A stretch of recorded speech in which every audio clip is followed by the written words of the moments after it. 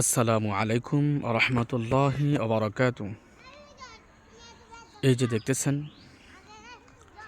গ্রামের কৃষকরা ফসল ফলানোর জন্য প্রস্তুতি নিচ্ছে, বীজ রোপণের জন্য প্রস্তুতি নিচ্ছে। মহান আল্লাহ তাআলা আমাদের জন্য এই জমিনকে অনুগ্রহ স্বরূপ সৃষ্টি করেছেন। তিনি বলেন, আল্লাযী জাআলা লাকুমুল আরদা ফিরাশাও ওয়াস সামাআ বিনাআ ওয়া আনজালা মিনাস সামাই মাআন ফাআখরাজা বিহি মিনাস সামারাতি রিজকান লাকুম ফালা তাজআলু লিল্লাহি আনদাদা ওয়া আনতুম তা'লামুন। যে পবিত্র সত্তা তোমাদের জন্য ভূমিকে বিছানা এবং আকাশকে ছাদ স্বরূপ স্থাপন করে দিয়েছেন, আর আকাশ থেকে পানি বর্ষণ করে তোমাদের জন্য ফল ফসল উৎপাদন করেছেন তোমাদের খাদ্য হিসাবে। অতএব আল্লাহর সাথে তোমরা অন্য কাউকে সমকক্ষ করো না, এক আল্লাহর সাথে তোমরা অন্য কাউকে শরীক করো না, অংশীবাদিত্ব করো না। বস্তুত এসব তোমরা জানো। তো মহান আল্লাহ তাআলার অত্যন্ত অনুগ্রহ দয়া বান্দার জন্য হচ্ছে যে এই পৃথিবী থেকে, এই জমিন থেকে খাদ্য উৎপাদন করা। আল্লাহ তাআলা মহা অনুগ্রহ করেছেন বান্দার জন্য।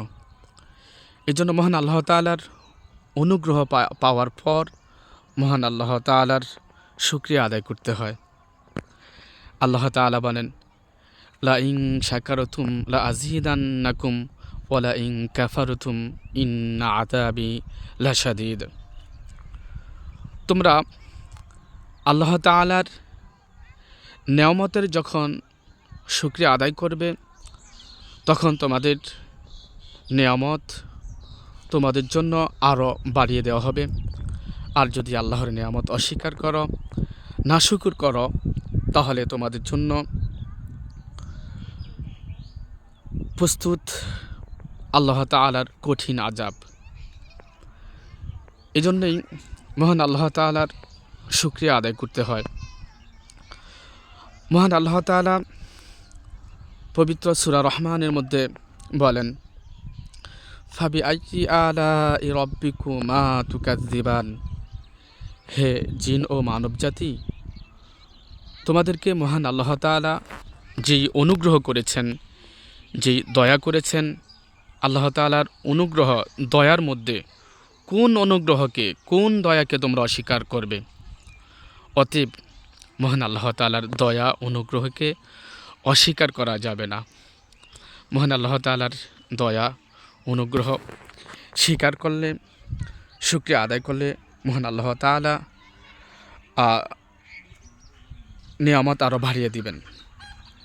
ওই যে বলেছেন, লা ইন শাকারতুম লা আযীদান্নাকুম ওয়া লা ইন কাফারতুম ইন্না আযাবি লাশাদীদ। তোমরা যদি আল্লাহ তাআলার অনুগ্রহ, তোমরা যদি আল্লাহ তাআলার নিয়ামতের শুকরিয়া আদায় করো, তাহলে তোমাদের নিয়ামত আরও বাড়িয়ে দেওয়া হবে। আর যদি নাশুকর করো, যদি অস্বীকার করো, তাহলে তোমাদের কাছ থেকে নিয়ামত কেড়ে নেওয়া হবে। আর তোমাদের জন্য রয়েছে, প্রস্তুত আছে জাহান্নামের ভয়াবহ আযাব। মহান আল্লাহ তাআলা যেন আমাদেরকে, মহান আল্লাহ তাআলার এই নিয়ামতগুলি আমাদেরকে যা দিয়েছেন আরও যেন নিয়ামতগুলি বাড়িয়ে দেন। মহান আল্লাহ তাআলার জন্য শুকর আদায় করতে পারি, সেই তৌফিক আমাদেরকে দান করেন। সুবহানাকাল্লাহুম্মা ওয়া বিহামদিকা আশহাদু আল্লা ইলাহা ইল্লা আনতা আস্তাগফিরুকা ওয়া আতুবু ইলাইক।